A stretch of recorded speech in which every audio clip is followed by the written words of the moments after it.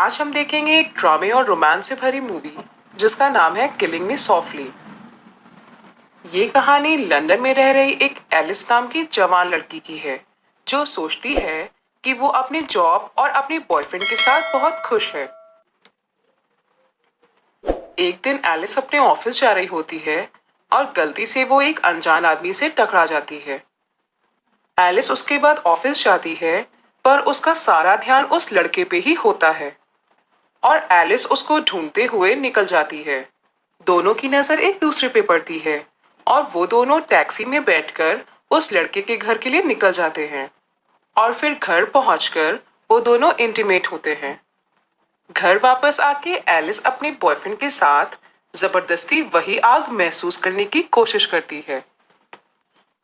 अगले ही दिन एलिस वापस से उसको ढूंढती है और एक बुक से उसे पता चलता है कि उसका नाम एडम है, जो एक पहाड़ों पे चढ़ने वाला आदमी है और एक हीरो भी माना जाता है। एलिस फिर एडम के घर जाती है जहां दोनों फिर से पैशनेटली इंटीमेट होते हैं और फिर एलिस एडम के बुक के बारे में पूछती है।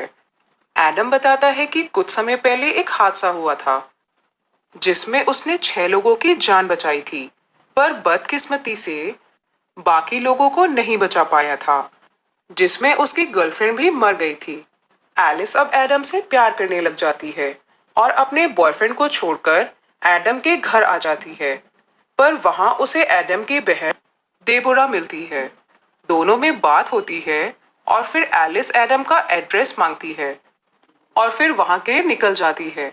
घर पे एडम नहीं होता है, पर एलिस वहीं पर उसका इंतजार करने लगती है। थोड़ी देर बाद एडम आता है और वो दोनों बहक जाते हैं और बाहर ही इंटीमेट हो जाते हैं और फिर दोनों साथ में रहने लगते हैं। एक दिन एलिस अपने दोस्त के साथ शॉपिंग करके घर वापस आ रही होती है, पर रास्ते में चोर उस पर अटैक करता है। किस्मत से एडम वहीं से गुजर रहा होता है और तभी उसकी नजर एलिस पे पड़ती है और फिर वो चोर का पीछा करने लगता है। एडम उस चोर को बुरी तरह से मारता है और इसके बाद एडम एलिस को शादी के लिए प्रपोज करता है। एलिस खुशी खुशी शादी के लिए हाँ कर देती है और एडम अपने हनीमून पर उसे एक एकांत कैबिन में ले जाता है जहां वो लोग अपनी शादीशुदा जिंदगी को भरपूर तरीके से जीने लगते हैं। एक रात एलिस और एडम पार्टी में जाते हैं जहां डेबोरा एलिस को एक नेकलेस गिफ्ट करती है और फिर सब पार्टी को बहुत एंजॉय करते हैं। कुछ समय के बाद एलिस को एक सिरा से तरह तरह के खत और अननोन नंबर से फोन कॉल आने लगते हैं और एक दिन एक रिपोर्टर एलिस को उसके ऑफिस में फोन करती है और फैक्स करके एडम के खिलाफ एक रिपोर्ट भेजती है जिसमें लिखा होता है कि एक औरत ने एडम पर जबरदस्ती करने का इल्जाम लगाया था। एलिस उसे पढ़ के थोड़ी परेशान हो जाती है। एलिस एक प्लान बनाती है और रिपोर्टर बन के उसी औरत का इंटरव्यू लेने जाती है। इसके बाद वो थोड़ी सी और परेशान हो जाती है और अपने फैसलों पे शक करने लगती है, ये सोच के कि जिससे उसने शादी की है क्या वो उस लड़के के बारे में सब कुछ जानती है। एलिस अब और सतर्क हो जाती है और घर जाके अलमारी का लॉक खोल के देखती है। एलिस को वहां एक बॉक्स मिलता है जिसमें एडम की एक्स गर्लफ्रेंड अडेल के खत होते हैं जिसमें लिखा होता है कि हमें अपने रिश्ते को खत्म कर देना चाहिए। अगली सुबह एडम एलिस से उसके नेकलेस के बारे में पूछता है जो एडम की बहन डेबोरा ने उसे दिया था। एडम पूछता है कि वो नेकलेस उसको किसने दिया और एलिस बताती है कि डेबोरा ने दिया है। उसी दिन एलिस को दरवाजे पे एक पार्सल मिलता है, उसे एक वार्निंग मिलती है और साथ ही में एक कपड़ा भी। एलिस उन साइंस को फॉलो करती है और उसे पता चलता है कि एडेल पिछले 8 महीनों से गायब है।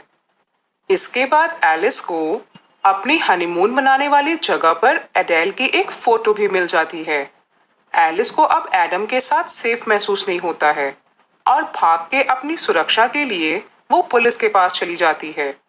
एलिस अपनी और एडम की कहानी पुलिस को बताती है और अडेल के मिसिंग केस को वापस रीओपन करने के लिए कहती है, पर बिना एविडेंस के पुलिस कुछ भी मदद करने के लिए मना कर देती है और कहती है कि वो कुछ ही घंटों के लिए उसे लॉकअप में बंद करके रख सकते हैं। एलिस के पास अब कोई और रास्ता नहीं बचता है और वो मदद मांगने के लिए देबोरा के पास जाती है। एलिस कहती है कि एडम को छोड़ने के बदले में एडम ने अडेल की जान ली है और उसे उसी कैबिन में दफनाया है।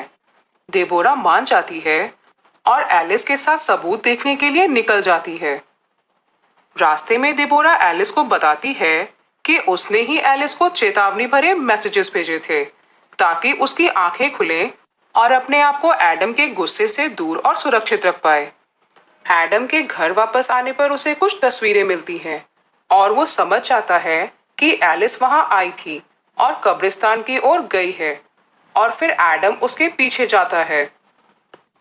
इधर एलिस को कब्रिस्तान पहुंचकर मिट्टी में एक दबी हुई लाश मिलती है जिसके गले में एलिस जैसा ही सेम नेकलेस होता है। तभी देबोरा पीछे से कहती है कि एडेल को मरने की कोई जरूरत नहीं थी, अगर खाली वो अपने पति के पास वापस चली जाती तो। और देबोरा की ये बात सुन के एलिस समझ जाती है कि देबोरा अपने भाई एडम के लिए पागल थी और इसीलिए देबोरा एडम के पास आने वाली सारी लड़कियों को मार देती है और अब एलिस को भी मारने की कोशिश करती है। किस्मत से वहां एडम आ जाता है और एलिस को बचा लेता है और देबोरा और पागल हो जाती है और अब एडम को मारने की कोशिश करती है, पर एलिस उसे पीछे से गोली मार देती है और देबोरा वहीं मर जाती है। एडम फिर एलिस को अपने और देबोरा के रिश्ते के बारे में बताता है कि वो लोग पहले उसी कैबिन में आया करते थे और साथ में समय बिताते थे। एडम कहता है कि शायद अगर तुम मुझ पे विश्वास रखती तो आज शायद ये सब ठीक होता। थोड़ी देर बाद सुबह हो जाती है और पुलिस एडम को गिरफ्तार करके ले जाती है। कहानी 2 साल आगे बढ़ती है और एलिस और एडम एक बार फिर से एक एयरपोर्ट पर मिलते हैं जहां एलिस सीढ़ियों से नीचे जा रही होती है और एडम ऊपर जा रहा होता है। दोनों एक दूसरे को बिना पलक झपकाए देखते रहते हैं पर एक दूसरे से कुछ भी बात नहीं करते हैं। ऊपर पहुंचते ही एडम रुकता है और एक आखिरी बार एलिस को मुड़कर देखता है और फिर वहां से चला जाता है और इसी के साथ कहानी समाप्त हो जाती है। दोस्तों, अगर आपको मेरा ये मूवी एक्सप्लेनेशन पसंद आया हो तो प्लीज़ हमारे चैनल को सब्सक्राइब करिए, इस वीडियो को लाइक करिए और शेयर करना बिल्कुल ना भूलिए। मिलते हैं आपसे अगली मूवी की एक्सप्लेनेशन।